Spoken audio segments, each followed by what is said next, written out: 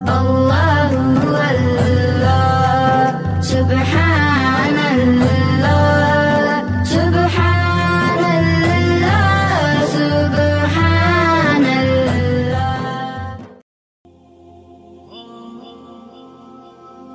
حضور نے یہاں تک فرمایا کہ جو شخص قرآن پڑھتا ہے اس کے لہجے میں لکنت کی وجہ سے یا عجمی ہونے کی وجہ سے وہ اٹکتا ہے اور اس کا لہجہ ٹوٹتا ہے، تو میرے حضور نے فرمایا اللہ اس کو دوہرا ثواب عطا کرتا ہے، ایک قرآن پڑھنے کا ثواب اور ایک اس کو اٹکنے سے جو تکلیف ہوتی ہے، تو فرمایا اللہ اس کا بھی اس کو ثواب عطا کرتا ہے۔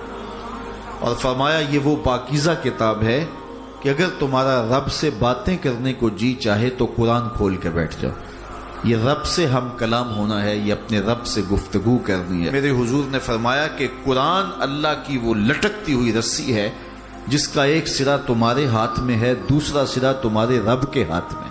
تو خوش نصیب ہیں وہ لوگ جو اس کتاب کے ساتھ جڑ جاتے ہیں اور وہ دھرتی، وہ مقام، وہ جگہیں فیروز بخت ہیں کہ جہاں قرآن مجید کی تلاوت ہوتی ہے۔ گھروں کو قبرستان نہ بناؤ، گھروں میں نوافل ادا کرو اور قرآن مجید کی تلاوت سے اپنے گھروں کو آباد کرو۔ اگر گھر میں روزانہ کی بنیاد پہ قرآن مجید کی تلاوت کا معمول بن جائے تو پھر کوئی جن، کوئی بھوت، کوئی آسیب اور کوئی بدروح آپ کو تنگ نہیں کر سکتی۔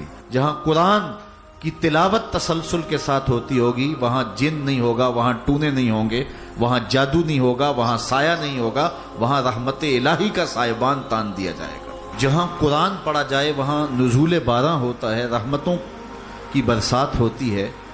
اور پھر اگر یہ جگہ اللہ کا گھر ہو، مسجد ہو، تو پھر تو دوہری برکت ہو جائے گی نا۔ وہ میاں صاحب نے کہا تھا نا کہ دودھ اندر جے کھنڈ رلائیے تے مزہ ہو جاوے دونا، کہ دودھ خود بھی میٹھا ہوتا ہے تو اس کے اندر اگر چینی بھی شامل کر لی جائے۔ یہ روشنیوں کا منبع ہے، یہ مصدر ہے اجالوں کا۔ اس کتاب سے اتنی روشنیاں پھوٹتی ہیں کہ زندگی کے سارے اندھیرے ختم کیے جا سکتے ہیں۔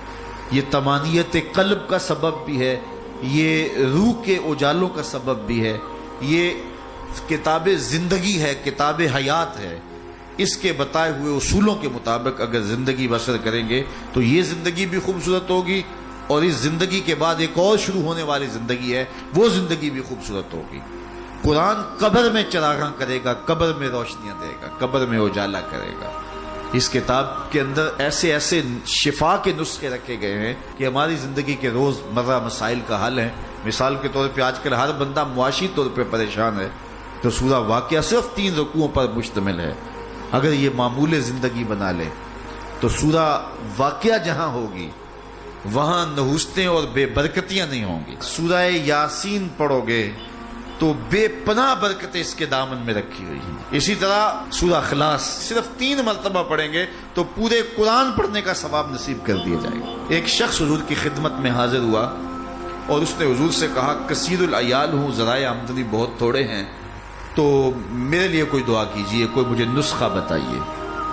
تو آقا کریم نے اس کو جو نسخہ بتایا سنا۔ فرمایا جب گھر جائے تو گھر والوں کو السلام علیکم کہہ دیا کرو۔ یہ کتنا سوکھا نسخہ ہے اور کتنا اچھا وظیفہ ہے، گھر والے بھی خوش، اللہ رسول بھی خوش۔ اس کے بعد ایک مرتبہ سورہ اخلاص پڑھ لیا کرو، غربت توڑ نسخہ۔ جب بھی گھر جاؤ السلام علیکم، اس کے بعد ایک مرتبہ سورہ اخلاص۔ اور میرے حضور نے فرمایا کبھی ایسا ہو کہ تو گھر جائے، گھر میں کوئی بھی موجود نہ ہو، تو فرمایا عمل چھوڑنا نہیں، فسلم علیہ، پھر مجھے سلام کہہ دینا۔ وہ اپنے نام لیواؤں کو تنہا چھوڑتے کب ہیں، جہاں ہم دم نہ ہو کوئی وہاں سرکار ہوتے۔ وہ کہتے ہیں میں عمل شروع کر دیا، گھر جاتا السلام علیکم، اس کے بعد السلام علیکم کے بعد میں سورہ اخلاص ایک بار پڑھ دیتا۔ اس عمل کی برکت سے میں نے تو امیر ہونا ہی ہونا تھا، میرے ہمسائے بھی امیر ہو گئے، میرے ہمسائے بھی امیر ہو گئے۔ تو قرآن کو اپنی زندگی میں بسا لو، قرآن کو شامل کر لو، دنیا بھی سنورے گی، قبر بھی سنورے گی، نزا کا عالم بھی سنورے گا، حشر میں بھی اجالے ہوں گے، جنت کی بہاریں بھی نصیب ہوں اور رسول اللہ کا ساتھ نصیب ہوگا۔ تو اس کتاب سے جڑو، اس کو ورق ورق پڑھو، اس کو حرف حرف پڑھو، اس کو رکوع رکوع پڑھو، اس کا ایک ایک آیت ممکن ہو تو ایک ایک آیت روز پڑھ لو، اور اس کو ترجمے اور تفسیر کے ساتھ، توضیح کے ساتھ، شان نزول کے ساتھ اس کتاب اللہ کی تلاوت کا معمول بنا۔